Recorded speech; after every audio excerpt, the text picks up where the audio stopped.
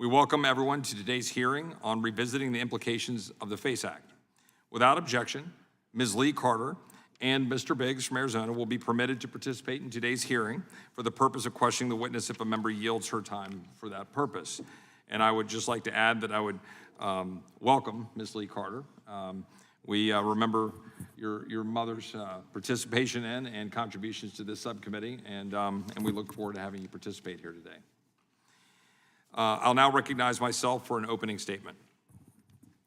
The reason that statues of Lady Justice show her wearing a blindfold is because it is not supposed to matter who is being judged, what they believe, or who they voted for. The rule of law demands an equal application of the law, without fear or favor. That's why we're here today. The FACE Act is a federal law originally designed to equally protect access to abortion clinics, pregnancy resource centers, and places of worship by prohibiting threats of force, obstruction, and property damage.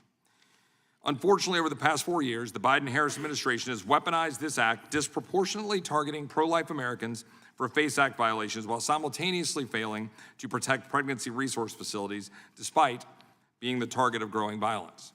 On May 2nd, 2022, a draft copy of the Supreme Court's decision in Dobbs was leaked to the press and gave rise to widespread attacks on nearly 100 pro-life facilities and 300 Catholic churches, which were vandalized, damaged, and even firebombed. Only in the aftermath of the leak did the DOJ begin to more aggressively pursue FACE charges, yet these prosecutions did not address these significant increases in violence, but rather the largely peaceful pro-life demonstrations at abortion clinics. Since the start of the Biden-Harris administration until May 2024, the DOJ had brought a total of 24 FACE Act cases against 55 defendants, with only 2 of these cases concerning attacks on pregnancy resource centers. To this day, FACE Act has never been used in defense of a church since it was passed in 1994. And when the DOJ does prosecute pro-abortion activists, the vigor with which they pursued and penalized these individuals pales in comparison to the penalties faced by pro-life advocates. Take, for example, one of our witnesses here today, Paul Vaughn, who was prosecuted for praying outside of an abortion clinic. Vaughn was arrested when an FBI SWAT team raided his home at gunpoint early in the morning in front of his wife and 11 children, later sentencing him to 6 months of home confinement and 3 years of probation. Another FACE Act defendant, Lauren Handy, was sentenced to 57 months in prison for her role in protesting late-term abortion within our nation's capital.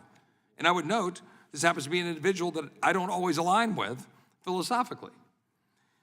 In another grotesque prosecution, the weaponized Biden-Harris Justice Department recently sentenced a 75-year-old grandmother, Paulette Harlow, to a 24-month federal prison sentence. And again, in the case of Eva Idle, an 89-year-old, I repeat, 89-year-old death camp survivor who is awaiting federal sentencing for her peaceful advocacy for praying for the unborn at abortion clinics, where prison time could be a potential death sentence given her age. And she is a survivor of concentration camps and abuse in Europe. And still you don't see the weaponized Biden-Harris Justice Department pursuing anti-life activists who vandalize pro-life clinics with the same vigor.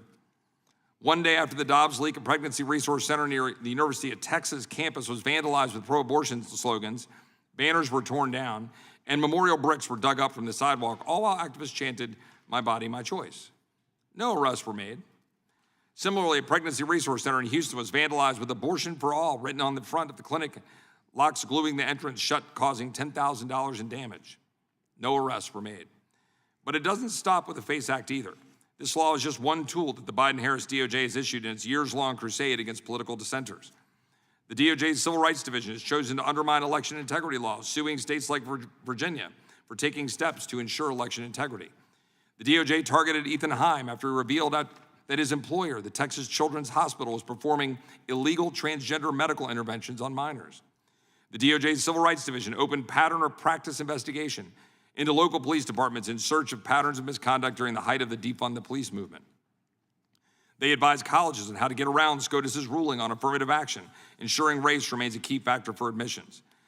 The Biden-Harris DOJ would rather focus its time and resources on these efforts as well as going after pro-life grandmothers, sentencing them to years of federal prison for, at best, a trespassing charge instead of targeting actual criminals. The Civil Rights Division has been used as a tool against the civil rights of the American people, undermining their freedom and liberties. While we expect the incoming administration to end this horrific practice of the DOJ, that is not good enough. The American people deserve to know that their rights will not be violated regardless of which administration is in power. It is long time for Congress to address this weaponization legislatively. The Republican Congress must start to ensure that future weaponization is not possible by passing the legislation H.R. 5577 to repeal the FACE Act. And it's not enough to merely end Biden-era discrimination. We must act to reverse these wrongful imprisonments, reuniting families who've been collateral damage of this administration. The Trump administration should consider pardoning and commuting the sentences of FACE Act defendants who have been victims of this targeted harassment. Unequal application of the law is not truly law.